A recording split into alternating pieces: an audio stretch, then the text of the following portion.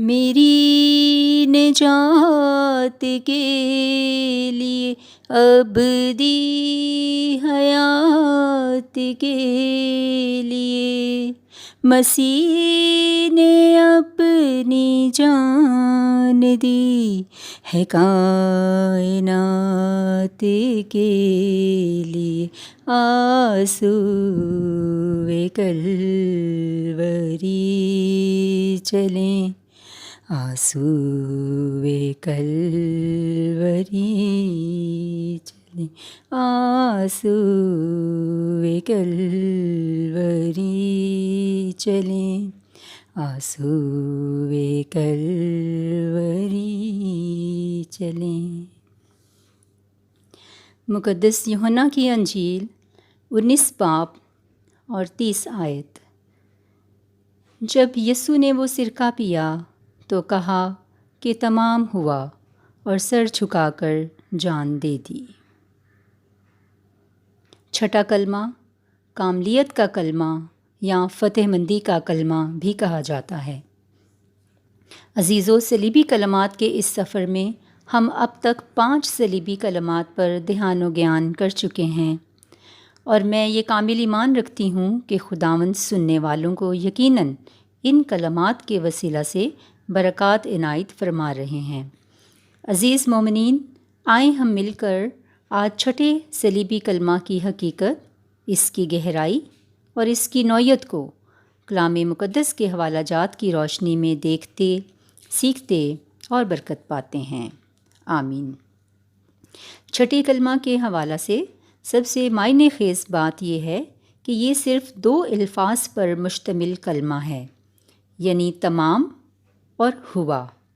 یونانی زبان میں یہ لفظ ٹیٹیلیسٹیس ہے، جس کے معنی مکمل تابعداری، مکمل ادائیگی، ختم شد، کسی کام یا مشن کی تکمیل۔ عزیز مومنین، اس کلمہ کی تیاری کے دوران اپنی اسٹڈی کے حوالے سے میں نے یہ دیکھا کہ اس کلمہ کو سمجھنے اور سمجھانے کے دوران کچھ ابہام اور مس انڈرسٹینڈنگز پائی جاتی ہیں۔ وہ یہ ہے کہ آیا مسیح یسوع اپنی جسمانی دکھ اور کرب کی حالت سے چھٹکارا پانے کو جان دینے کو کہہ رہے ہیں کہ تمام ہوا، یا یہ کہ ان کی الوہیت کی تکمیل اور اپنے اس دنیاوی مشن کی تکمیل کی بابت یہ فرما رہے ہیں؟ تو عزیز مومنین، آئیں مرحلہ وار اس کلمہ میں چھپے دونوں ہی پہلوؤں پر، جو کہ بہت اہمیت کے حامل ہیں، ہم درجہ بدرجہ نظر دوڑاتے ہیں۔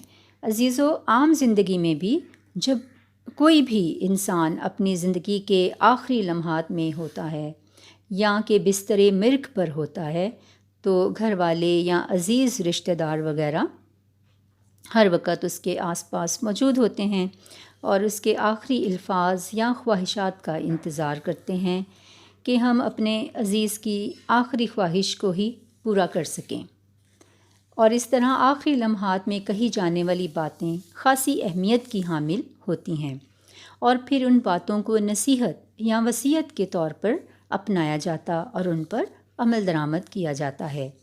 عزیزو، مسیحا نے اپنی زمینی زندگی میں بارہا اس بات کو اپنے شاگردوں پر ظاہر کیا کہ میں کس لیے اس دنیا میں آیا ہوں اور کس کام کے لیے دنیا میں بھیجا گیا ہوں۔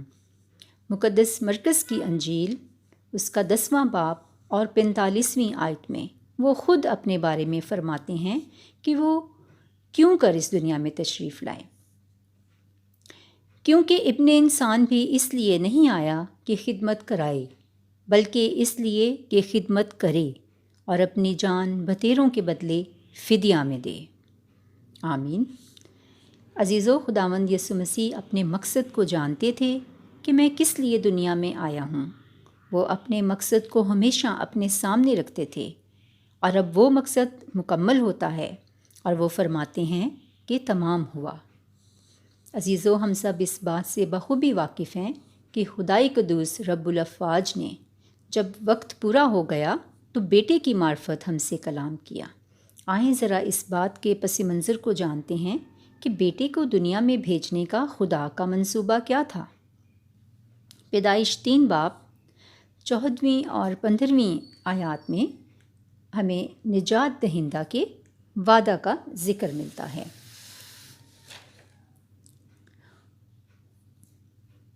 میں تیرے اور عورت کی نسل کے درمیان عداوت ڈالوں گا، بلکہ تیری اور عورت کی نسل کے درمیان وہ تیرے سر کو کچلے گی اور تو اس کی ایڑی کے طاق میں رہے گا۔ آمین۔ عزیزو، ابتدا ہی سے ابلیس خدا اور خدا کے منصوبے کے خلاف کام کرتا رہا ہے اور اس کی مخالفت کرتا رہا ہے، اور جیسے ہی نجات دہندہ کا وعدہ خدا نے کیا، ابلیس بھی اپنے کام اور مشن میں سرگرم ہو گیا کہ کہیں ایسا نہ ہو کہ جو آ رہا ہے وہ میرے سر کو کچل دے۔ اس لیے وہ چھپ کر اور لوگوں کو ورغلا کر نجات کے اس منصوبے میں رکاوٹ ڈالنے کا سبب بنتا ہے۔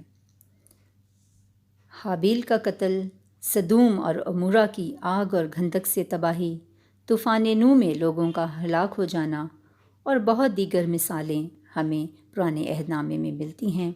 قوم بنی اسرائیل سے گناہ اور بت پرستی کے فعل سرزد کرانا وغیرہ اس بات کی عکاسی کرتے ہیں۔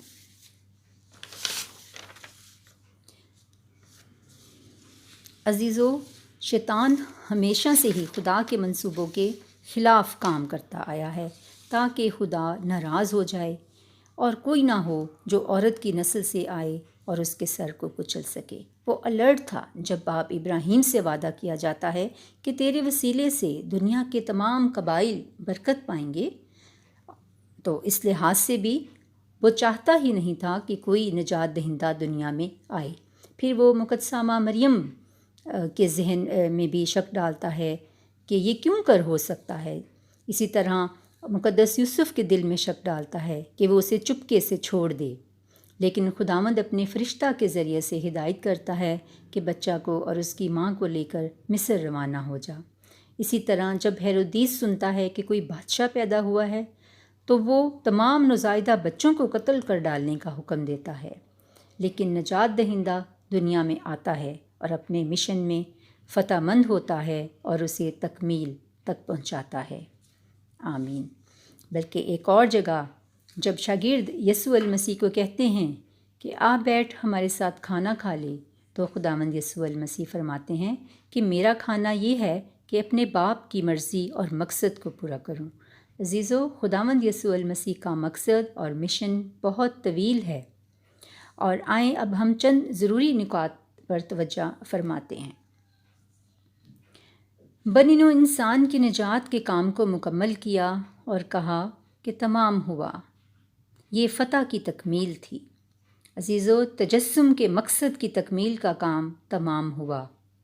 پیشن گوئیوں کی تکمیل ہوئی، شریعت کے تمام تقاضوں کی تکمیل ہوئی، انسان کے گناہ کے کفارہ کی تکمیل ہوئی، ابلیس سے روحانی جنگ کی فتح کی تکمیل ہوئی، انسان کے خدا کے ساتھ رابطے کی تکمیل ہوئی۔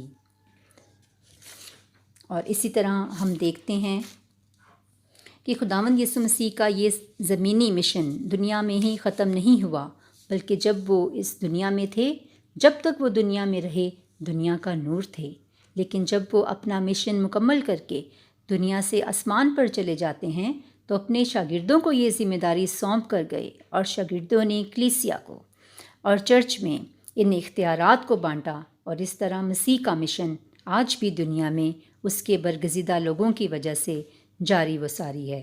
اور پھر لکھا ہے کہ تم دنیا کا نور ہو۔ عزیزو، آج میں اور آپ، ہم سب مسیحی لوگ اپنی اپنی زندگی میں مسیح کے نور کی روشنی کو اپناتے ہوئے اس دنیا میں زندگی بسر کریں اور اپنے مقصد کو پہچانیں کہ ہم دنیا میں کس لیے آئے ہیں، اور دنیا میں نور اور روشنی بن کر چلیں، نہ کہ اندھیرے اور مایوسی کی زندگی گزاریں۔ عزیزو، خوشخبری کا پیغام دنیا تک پہنچائیں، جس کے لیے کہ مسیحا اس دنیا میں تشریف لائے۔ خداوند مجھے اور آپ کو مسیحا کی تعلیمات اور حکموں پر عمل کرنے کی توفیق عطا فرمائے، تاکہ ہم بھی اپنی زندگی کے اختتام پر فخر سے کہہ سکیں کہ ہمارا مشن بھی، یعنی ہمارا اس دنیا میں آنے کا مقصد تمام ہوا۔ آمین۔